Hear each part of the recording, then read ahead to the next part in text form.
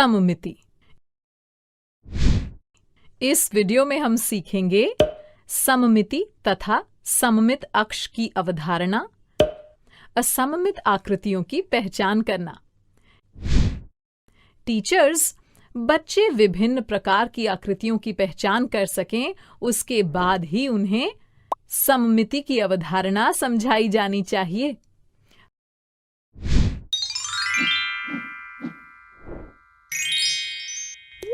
सममिति तथा सममित अक्ष की अवधारणा।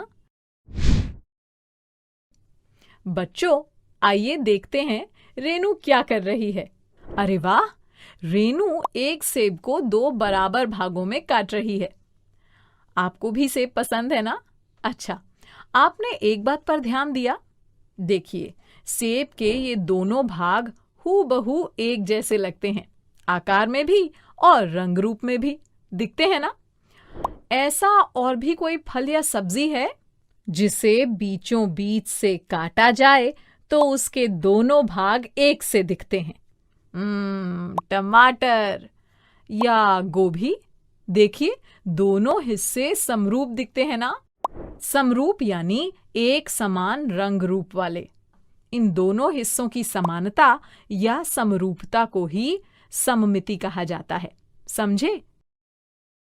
चलिए इसे एक गतिविधि से समझते हैं। एक चौकोर यानी वर्गाकार कागज लेते हैं। हाँ, तो इस वर्गाकार कागज को बीचों बीच इस प्रकार मोड़ लेते हैं। अब कागज को खोल के देखिए, क्या दिखा? ये देखिए, इस चौकोर आकृति के कागज के बीच में एक रेखा बन गई है और रेखा के दोनों ओर के भाग बराबर हैं, वैसे ही जैसे सेब, टमाटर और गोभी के दोनों भाग एक समान हैं। इसे हम ऐसे भी कह सकते हैं कि इस रेखा के सापेक्ष दोनों भाग हूबहू एक जैसे दिखते हैं, आकार में भी और रंग में भी, है ना? इसका मतलब इन दोनों भागों में समरूपता यानी सममिति है। बच्चों, इंग्लिश में इसे कहते हैं सिमेट्री। और ये जो रेखा है ना, इस रेखा को सममिति रेखा या लाइन ऑफ सिमेट्री कहते हैं। इसे सममिति अक्ष या एक्सिस ऑफ सिमेट्री भी कहा जाता है। अच्छा, इसी तरह से इन चित्रों को देखिए। इन्हें भी अगर हम 2 बराबर भागों में बांटें तो दोनों भाग हूबहू समान दिखते हैं। देखिए, रेखा के सापेक्ष दोनों भाग ना सिर्फ आकार में समान हैं बल्कि रंग रूप में भी समान हैं। यानी कि हम कह सकते हैं कि जब इन चीजों या आकृतियों को बीचों बीच काटा जाता है तो मिलने वाले दोनों भाग एक दूसरे के समरूप होते हैं। या हम कह सकते हैं कि दोनों भागों में सममिति होती है। और ये जो लाइन इनको 2 बराबर भागों में बांट रही है, ये है इनका सममिति अक्ष। कुछ समझे? अगर सममित अक्ष के सापेक्ष किसी कागज को मोड़ने पर या किसी वस्तु को बराबर भागों में बांटने पर दोनों भाग एक दूसरे को पूरी तरह ढक लें और हूबहू एक जैसे दिखें तो वो आकृति कहलाएगी सममित आकृति। इसे हम इस तरह भी समझ सकते हैं कि अगर इस तितली के आधे भाग के पास हम एक दर्पण या आईना लगाएं तो उसमें हमें बाकी की आधी तितली दिखाई देगी और इस तरह आप एक पूरी तितली देख सकते हैं। रेखा के दोनों तरफ के भाग एक समान हैं, यानी एक जैसे दिखते हैं, तो हम ये कह सकते हैं कि दोनों भाग समरूप या सममित हैं। इसी तरह फूल और तीर के निशान के आधे भाग को दर्पण के सामने रखने पर हमें पूरा फूल और पूरा तीर का निशान बना हुआ दिखाई देगा। अच्छा, अब देखते हैं कि क्या इन आकृतियों का कोई और भी सममित अक्ष हो सकता है। चलिए पहले तितली के इस चित्र को ऐसे मोड़ के देखते हैं। ठीक है, क्या इस तरह भी रेखा के सापेक्ष एक भाग दूसरे को ढक पा रहा है? नहीं ना?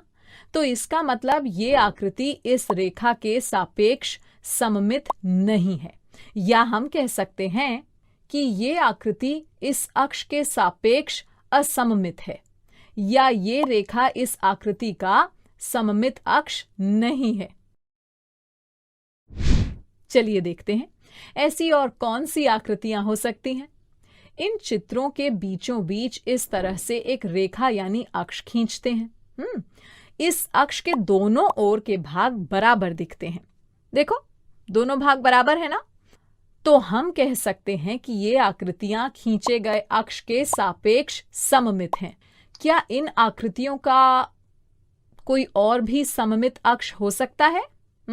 चलो अब ऐसे अक्ष खींच के देखते हैं। देखिए, यहां केवल फूल में 2 सममिति अक्ष बने हुए नजर आ रहे हैं, लेकिन शेष आकृतियों का और कोई सममित अक्ष नहीं है। इसका अर्थ ये हुआ कि कुछ आकृतियों में एक से अधिक सममित अक्ष भी हो सकते हैं। चलिए इस बात को एक बार फिर उसी वर्गाकार कागज की सहायता से समझते हैं। अब कागज को इस प्रकार लंबाई में मोड़ लेते हैं। खोलकर देखिए, फिर से एक सममित अक्ष दिखाई दे रहा है ना? कैसे पता चला कि ये सममित अक्ष है? क्योंकि रेखा के दोनों ओर के भाग बराबर हैं और एक दूसरे को पूरी तरह ढक लेते हैं, है ना? यानी हम कह सकते हैं कि इस रेखा के सापेक्ष भी दोनों भाग समरूप हैं। चलिए अब मैं कुछ और चित्र दिखाती हूं। इन आकृतियों में सममित अक्ष पहचानते हैं।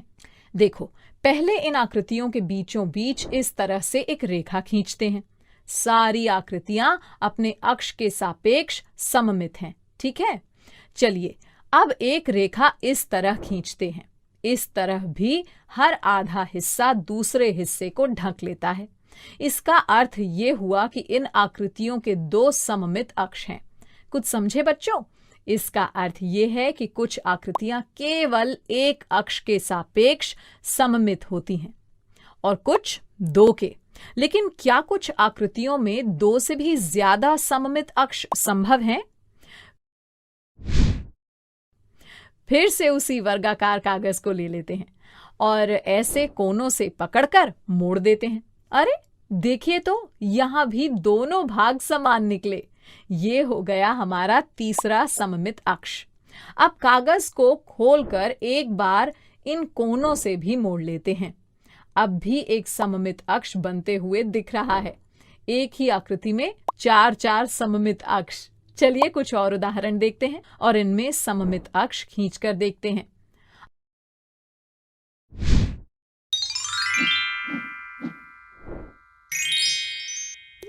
असममित आकृतियों की पहचान करना। अब अगला प्रश्न ये आता है कि क्या कुछ ऐसी भी आकृतियां होती हैं जिनमें एक भी सममित अक्ष न हो? बिल्कुल होती हैं, और इन आकृतियों को हम कहते हैं असममित आकृतियां। चलिए इन आकृतियों में बीचों बीच एक रेखा खींचकर देखते हैं। क्या ये आकृतियां इस रेखा के दोनों ओर समान हैं? नहीं। क्या किसी और तरह से इन आकृतियों को 2 बराबर भागों में बांटा जा सकता है? नहीं ना। इसका अर्थ ये हुआ कि ये सभी असममित आकृतियां हैं। अब इस आकृति को देखिए। इस अक्ष के सापेक्ष ये आकृति सममित है। लेकिन क्या ये आकृति किसी और अक्ष के सापेक्ष भी सममित है? कोशिश करके देखते हैं। हाँ, इसे ऐसे और ऐसे भी तो बराबर भागों में बांटा जा सकता है ना। तो इस आकृति में कुल 3 सममित अक्ष हैं। अच्छा, अब इस आकृति को देखिए। क्या ये एक सममित आकृति है? नहीं, ये एक सममित आकृति नहीं है। आप सोच रहे होंगे कि ऐसा क्यों? तो बच्चों, आकृति सममित है या नहीं ये केवल इस बात पर निर्भर नहीं करता कि सममित अक्ष के दोनों भाग समान हैं। ये भाग समरूप भी होने चाहिए, यानी दोनों भाग बिल्कुल एक जैसे दिखने चाहिए, आकार और रंग में भी। लेकिन इस आकृति में तो पंखे की हर पंखुड़ी का रंग अलग है ना, तो ये आकृति असममित है। बस हमें आकृतियों को ध्यान से देखना है और कल्पना करनी है कि क्या उन्हें किसी अक्ष या रेखा के सापेक्ष बराबर बराबर समरूप भागों में बांटा जा सकता है। अगर हाँ, तो वे सममित हैं। अगर नहीं, तो तो वे असममित हैं। समझे? टीचर्स, बच्चे एक बार कागज के साथ सममित और असममित आकृतियों को समझ लें तो उन्हें दी गई आकृतियों में सममित अक्ष खींचना या उनमें सममित अक्ष पहचानना आसान लगने लगता है। कागज में सीख लेने के बाद उन्हें वर्कबुक में अभ्यास कराएं। बच्चों, अब मैं जाती हूँ, कल फिर मिलने आती हूँ। इंग्लिश में अब होंगी बातें, मैथ सीखेंगे हंसते गाते। आपको ये वीडियो देखकर मजा आया ना? अगर आप इस वीडियो से संबंधित अन्य संसाधन जैसे कि अन्य वीडियो, गतिविधियां, क्विज इत्यादि देखना चाहते हैं तो अभी डाउनलोड करें संपर्क स्मार्ट शाला मोबाइल एप्लीकेशन।